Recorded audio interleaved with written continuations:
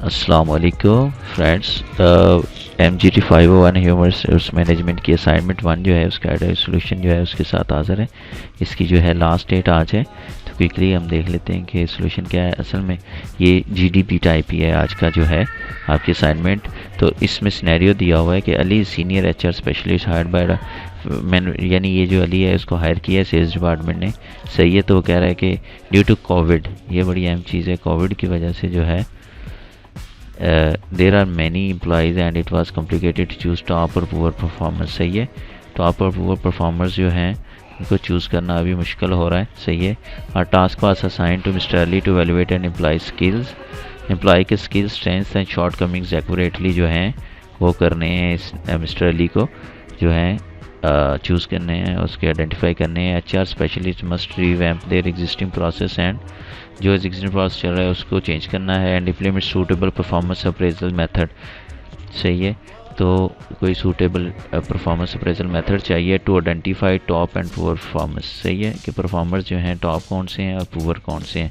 और मकसद क्या है इसका सारा कि organization decided to the top performer will be rewarded and training session would be arranged for employer with poor performance। तो ये क्या होगा कि कोविड के दरमियान, इस टाइम पीरियड के दरमियान परफॉर्मेंस सही नहीं आई, तो जिसकी वजह से इस पीरियड के दौरान जो है मिस्टर अली को ये टास्क आसान हुआ है कि वो जो है ना जो पुअर परफॉर्मर हैं और जो दूसरे टॉप परफॉर्मर है उनको आइडेंटिफाई करें, ताकि वो बाद में जो है ऑर्गेनाइजेशन डिसाइड कर सके कि किन जो टॉप परफॉर्मर उनको रिवार्ड कर सके और जो पुअर परफॉर्मर हैं उनके लिए ट्रेनिंग वगैरह वो अरेंज की जा सके। तो ये जो है इसमें दो रिक्वायरमेंट हैं। एक तो आपको जो है वो बताना होगा कि कौन सा अप्रेजल मेथड यूज़ होगा, और दूसरा ये होगा defined your answer with solid reasoning. तो जो भी आपने मेथड चूज़ करना है तो हमें बताना पड़ेगा कि हमने वो किस बेसिस पे चूज़ किया है। तो ये आज का जो है असाइनमेंट है आपकी। तो इसमें जो है ना आपने मटेरियल कॉपी वगैरह नहीं करना। सही है। अच्छा, हैंडआउट्स को उन्होंने यूज़ करने का बताया था। तो हैंडआउट्स जो हैं उसका लेक्चर नंबर 26 है। लेक्चर नंबर 26 जो है वो जो है इससे रिलेटेड है, उसमें ये अप्रेजल मेथड दिया है, ये सारा कुछ है। तो उसमें परफॉर्मेंस अप्रेजल होती क्या है ये देखें। सिस्टम और review and evaluation of individual और टीम्स जॉब है, ठीक है। और असेस अकम्पलिशमेंट असेस की जाती हैं और मज़ीद डेवलपमेंट के लिए प्लान बनाए जाते हैं। तो performance management is a process senior effect organisation success by having manager employ work together to set expectation review results and reward performance. सही है। और इसमें ये साथ ही प्लानिंग जो की जाती है, ट्रेनिंग वगैरह। तो परफॉर्मेंस प्रोसेस में जो होता है उसमें ये स्टेप होते हैं। पहले कि आइडेंटिफाई स्पेसिफिक परफॉर्मेंस अप्रेजल गोल, यानी किस बेस पे परफॉर्मेंस अप्रेजल की जाएगी। सही है। उसके बाद स्टेप है जॉब एक्सपेक्टेशंस, ये जॉब एनालिसिस किया जाता है। एग्जामिन वर्क परफॉर्म्ड है, जो भी परफॉर्म कर चुके हैं वर्क वो एग्जामिन किया जाता है और प्रेज परफॉर्मेंस और परफॉर्मेंस को प्रेज किया जाता है। Then discuss the appraisal with employees, जो भी परफॉर्मेंस होती है उसके एम्प्लॉयज़ के साथ डिस्कस किया जाता है। तो इसके यूजेस क्या हैं, इसका मकसद क्या होते हैं। एक तो होता है एवेल्युएशन डिसीजन मेकिंग के लिए, असेसमेंट करने के लिए, ट्रेनिंग एंड डेवलपमेंट्स के लिए। परफॉर्मेंस अप्रेजल मेथड जो हैं डिफरेंट किस्म के परफॉर्मेंस अप्रेजल जो हैं वो मेथड्स यूज़ होते हैं। ये डिपेंड करता है कि आप किस पर्पज़ के लिए कर रहे हैं परफॉर्मेंस अप्रेजल। तो हम वो देख लेते हैं। Major emphasis on selecting people for promotion training and merit pay increases are traditional method such as rating scale में भी मोस्ट अप्रोप्रिएट। अगर हमें ये चूज़ करना है कि प्रमोशन किन को दी जाए और ट्रेनिंग किन की जाए मेरिट पे वगैरह बढ़ाने के लिए, तो फिर हमें क्या कर सकते हैं, रेटिंग स्केल मेथड होता है जो ट्रेडिशनल है वो जो है अप्रोप्रिएट होता है। Collaborative method are designed to assist employees in developing and becoming more effective. ये देखें ये कोलैबोरेटिव मेथड है, वरना तो ये देखें पहली लाइन में इसने कहा है रेटिंग स्केल जो है वो अप्रोप्रिएट है, लेकिन हमने कोलैबोरेटिव मेथड इसलिए यूज़ करना है कोई, क्योंकि हमें असिस्ट करना है एम्प्लॉयज़ को उनको डेवलप करने में, उनकी ग्रूमिंग करने में जो कि पुअर परफॉर्मर थे। तो इसीलिए जो है कोलैबोरेटिव मेथड्स में से एक मेथड्स में हम जाएंगे एंड पे। तो मुख्तलिफ मेथड्स जो हैं उनके जो हैं ये स्टार्ट होते हैं यहाँ से। 360 डिग्री फीडबैक होता है, feedback from outsources. Rating scale है, ये जो ट्रेडिशनल मेथड है। क्रिटिकल इंसिडेंट्स हैं, ऐसे टाइप परफॉर्मेंस मेथड है। Rate simply rights a brief narrative describing the employees performance. सही है। उसके बाद वर्क स्टैंडर्ड्स होते हैं। बेस्ड ऑन वर्क स्टैंडर्ड्स जो हैं जो प्रीडोमिनेंट जो स्टैंडर्ड्स होती हैं और एक्सपेक्टेड लेवल ऑफ आउटपुट जो होता है, जो इतना उन्होंने किया और जो एक्सपेक्टेड होता है उसके बेस पे की जाती है। उसके बाद रैंकिंग है, सही है। ये भी रेटर सिंपली प्लेसेस आल, मतलब रेटिंग मेथड है, places all employees in a given group in rank order on the basis of their overall performance. ये रैंकिंग की जाती है कि मीडियम कौन से हैं, एवरेज कौन से लोगों ने, फोर्स डिस्ट्रीब्यूशन है। Rater is required to assign individuals in the work group to a limited group, force choice and weighted checklist performance report, ये भी जो है।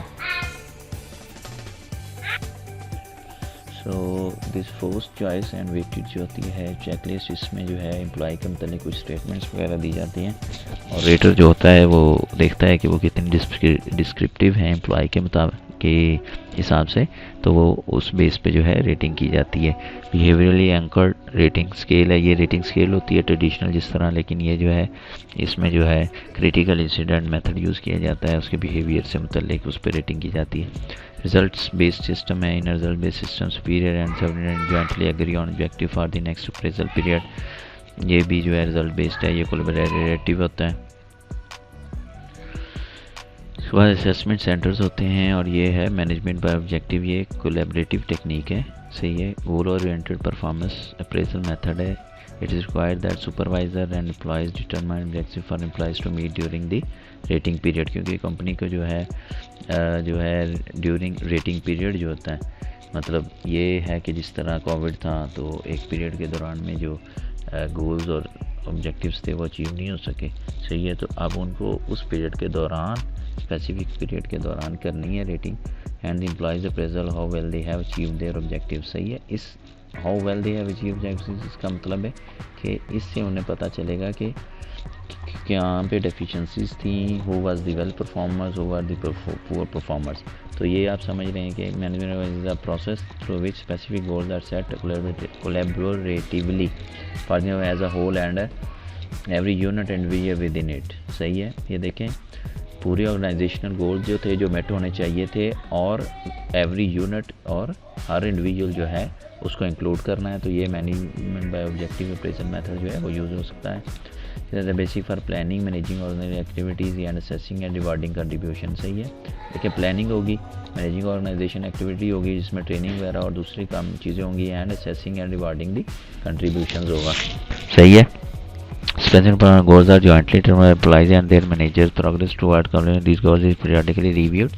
Budget allocated on basis of this progress, सही है। तो ये 4 एलिमेंट्स होते हैं इसमें। गोल स्पेसिफिसिटी होती है, पता होना चाहिए कि कौन से गोल्स थे जो मेट नहीं हो सके या मेट करने हैं। पार्टिसिपेटिव डिसीजन मेकिंग होती है जिसमें कि एम्प्लॉयज़ को भी बताया जाएगा कि आपने वेल परफॉर्म किया है, आपकी परफॉर्मेंस जो है वो थोड़ी इस वजह से कोई डेफिशिएंसी रह गई थी तो उनको ट्रेनिंग दी जाएगी। एक्सप्लिसिट टाइम पीरियड होता है इसके लिए, जिस तरह कोविड का है स्पेशली कि उस दौरान में ये इशू हुआ है तो इसीलिए। और परफॉर्मेंस फीडबैक है, तो ये फीडबैक तो दी जाती है, सब में होता है, सही है। स्ट्रेंथ्स और features of MBO are that it is employ teams are validated and present for a period of time. ये देखें फॉर हमारे पास ये जो है कोविड वाला टाइम था, सही है। ये इसके फीचर्स हैं। अच्छा मैं आपको बताऊँ स्ट्रेंथ्स जो होती हैं उनको आपने डिसीजंस के तौर पे यूज़ करना है, सही है, असाइनमेंट में।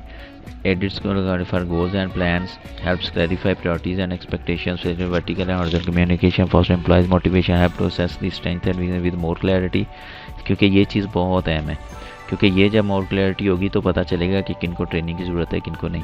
गोल्स और organisation can be accordingly plan to allocate resources and training.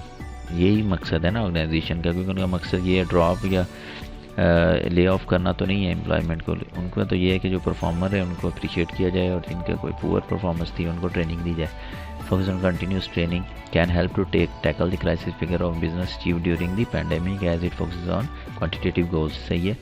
तो यही मकसद है ऑर्गेनाइजेशन का। तो ये जो है अब देखेंगे मैंने क्या है कि इसकी वीकनेस में से वो निकाली है, मेक आज over emphasis of quantitative goals. ये इसका ड्रॉबैक समझ आता है, लेकिन मैंने इसको किस तरह यूज़ किया है कि it can help to tackle the crisis figures of business की सेल्स फिगर्स जो हैं उनको टैकल करने के लिए। देखें समझ रहे हैं ना कि मैंने इसको अपना प्लस पॉइंट बना लिया कि मैं ये इसलिए, अब ये किसी पर्सपेक्टिव में क्वांटिटेटिव गोल्स जो है वो नेगेटिव पॉइंट हो सकता है, लेकिन मैंने ये किया है कि मैंने इसको पॉजिटिव कैसे यूज़ कर सकते हैं, ये मैंने यहाँ पे इसको लिया है। तो ये मैंने क्या किया है, ये मुझे असल में मैंने क्या किया, जब मैंने ये चीज़ चूज़ करनी है अप्रेजल मेथड, तो मैंने इसकी रीजनिंग देनी है जो कि क्वेश्चन है, सही है। मैंने जब ये चूज़ करना है तो मैंने इसका इंट्रोडक्शन दे देना है, और जब मैंने इसकी रीजनिंग देनी है कुछ पॉइंट्स, तो मैंने यहाँ से स्ट्रॉन्ग पॉइंट को अपने वर्ड्स में लिखना है। अब देखिए मैं आपको थोड़ी मिसाल देता हूँ, अपने वर्ड में लिखना बहुत ज़रूरी होता है। देखिए मैंने किस तरह लिखा है, as N H S Y which performance method you should, पहले क्वेश्चन का जवाब ये है कि किस तरह, इन माई ओपिनियन, सही है। अबाउट, ये मैंने इस तरह स्टार्ट कर लिया और मैंने बता दिया कि मैं कौन सा अप्रेजल मेथड यूज़ करूँगा, या मेथड अप्रेजल दिस गिवन, ये मैंने इसकी रीज़न लिख दी, सही है। देखें ना ये तरीका है। अब ये मैंने इस तरह से स्टार्ट किया है, उसमें उसने कहा था decide that top performer would be rewarded, तो मैंने ये चीज़ इंक्लूड कर ली है, सही है। तो आप पूछने वाले को पता है कि मुझे क्वेश्चन समझ आ रहा है, मैं उसके मुताबिक जवाब दे रहा हूँ, सही है। तो अब ये इस तरह मैंने शुरू किया है, सही है। I in my opinion looking at the above, तो आप किस तरह कर सकते हैं, according to the situation given in above scenario, I would like to recommend the appraisal method as an HR specialist to be the MBO or management by objective as, आप आगे लिख सकते हैं यही चीज़ दिस मेथड, और तो ये चीज़ होती है कि आपने अपने अपने तरीके से किस तरह चीज़ों को लिखना होता है, सही है। तो ये देखें ना, ये एक बंदे का आंसर इस तरह स्टार्ट हो सकता है, एक का इस तरह हो सकता है। अब वर्डिंग चेंज है, चीज़ें चेंज है, कंसेप्ट सेम रहेगा, तो आपका जो है वो कॉपीराइट नहीं आएगा। अब आपने जब इसको defend your answer with solid reasoning करना है, तो देखें 6 आपने, तो आप इस तरह कर सकते हैं, the following reasons make the above choice reasonable choice because I have, या आप लिख सकते हैं I have chosen the above due to the following reason.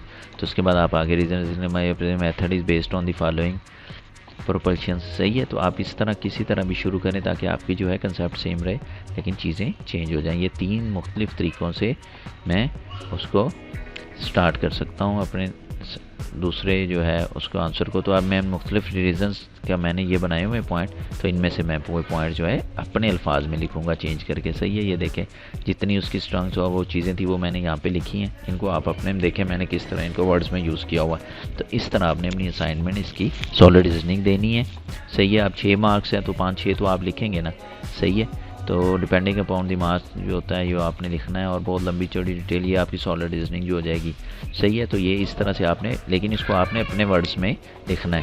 तो आपने करना क्या है कि ये लिंक जो है यूट्यूब वीडियो में दिया हुआ है, तो वहाँ से हमने सोल्यूशन फाइल जो है वो डिस्क्रिप्शन से इसके लिंक पे क्लिक करेंगे, डाउनलोड कर लेंगे। तो WinRAR फाइल है, उसको पासवर्ड लगा हुआ है, पासवर्ड उसका जो है वो वीडियो में दिया हुआ है। तो जब आप पासवर्ड WinRAR फाइल का पासवर्ड लगाएंगे तो आपको जो है MS वर्ड फॉर्मेट में सोल्यूशन फाइल मिल जाएगी। तो इस फाइल को आपने क्या करना है, वहाँ से आपने ये वाली चीज़ आपके पास होगी, लेकिन आपने अपना जो है वो बनाना है। जिस तरह फॉर एग्जांपल ज़ाहिर है आपका जो होता है मतलब मेन टाइटल पेज होगा असाइनमेंट 1 फॉर एग्जांपल, सही है। मैं आपको ये थोड़ा सा इसलिए बता रहा हूँ कि आपको थोड़ा कंसेप्ट क्लियर हो कि आपने करना क्या है। आपने असाइनमेंट 1 है, अपना नाम लिखना है, ठीक है, स्टूडेंट नेम हो जाएगा और आपकी क्लास वगैरह जो भी हो जाएगा, सेक्शन सही है, BS 1 2 3 4 5 जो भी है, सही है। और आप इस तरह जो भी डिटेल होती है, सही है, जो जिस तरह टाइटल पेज एक बनाते हैं ना, तो उसमें आपने अपने यूनिवर्सिटी का नाम लिख दें। जिस तरह आप अपने जिस टाइटल पेज पे फॉर्मेट पे यूनिवर्सिटी पाकिस्तान, आपने जिस तरह आपने जो टाइटल पेज बनाया हुआ है आपने वो यूज़ करना है, सही है, इसको जो है इसका आंसर करने के लिए।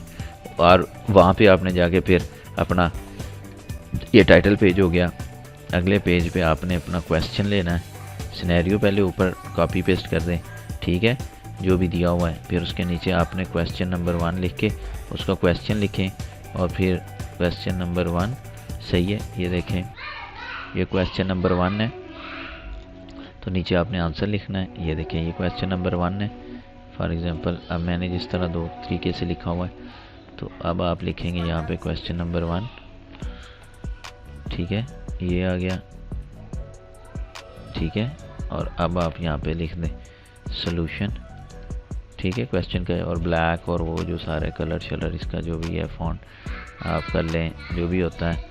टाइम न्यू रोमन और यहाँ पे 12 होगा, ठीक है। और ये इसका कलर होगा ब्लैक, ठीक है, ये कलर हो जाएगा।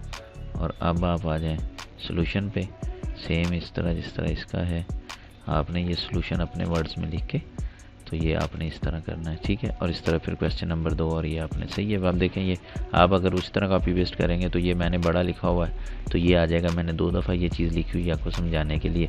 तो आप इस तरह लिख देंगे तो वो तो देखने वाले को पता चलेगा कि ये क्या किया हुआ, सही है। तो ये इस तरह से आप जो है इसका सोल्यूशन अपना क्रिएट कर लेंगे और इसको सबमिट करवाएं, लेकिन अपने वर्ड्स में करें। अब मैंने आपको इतना बता भी दिया उसको पढ़ने का। और lecture number 26 is very important, उसको आप देखें, सही है। तो अब ये सोल्यूशन के लिए आप जो है वीडियो के डिस्क्रिप्शन में लिंक दिया हुआ, सही है, और वहाँ से आप डाउनलोड करें WinRAR फाइल, उसका पासवर्ड वीडियो में दिया हुआ है, उसमें ये सोल्यूशन फाइल है। तो इस फाइल में से जो चीज़ें आपको चाहिए कॉपी करके तो आप अपना इस तरह से एक फ़ाइल बना के सबमिट करवा सकते हैं। तो दोस्तों ये था सोल्यूशन। टाइम कम है तो आप जो है उम्मीद है आपको इससे जो है कुछ हेल्प मिल जाएगी, सही है। अगर किसी और जहन में कोई सोल्यूशन आता है, इनमें से कोई मेथड आता है, ये जो मुख्तलिफ 12-13 मेथड दिए हुए हैं तो वो भी यूज़ किया जा सकता है, लेकिन उसको फिर आपको डिफाइन करना पड़ेगा। जिस तरह के यहाँ पे एक मेथड, जिस तरह शुरू में उसने कहा था कि ये जो है ट्रेडिशनल रेटिंग मेथड भी यूज़ हो सकता है, लेकिन ट्रेडिशनल रेटिंग मेथड जो होता है उसमें फिर ये होता है कि वो ज़ाहिर रेटिंग कर सकते हैं मिस्टर अली, लेकिन बात ये है कि वो स्पेसिफिक पीरियड वाला चक्कर एक नहीं होगा। दूसरा हाँ इसमें ये होगा कि मिस्टर अली जो भी करेंगे वो अपने स्टाफ के साथ मिलके, तो मैनेजमेंट बाय ऑब्जेक्टिव मेथड, क्योंकि इसमें अप्रेजल और ट्रेनिंग वगैरह बाद में वो डिसाइड कर सकते हैं। तो दोस्तों ये जो है असाइनमेंट थी, इसका सोल्यूशन था।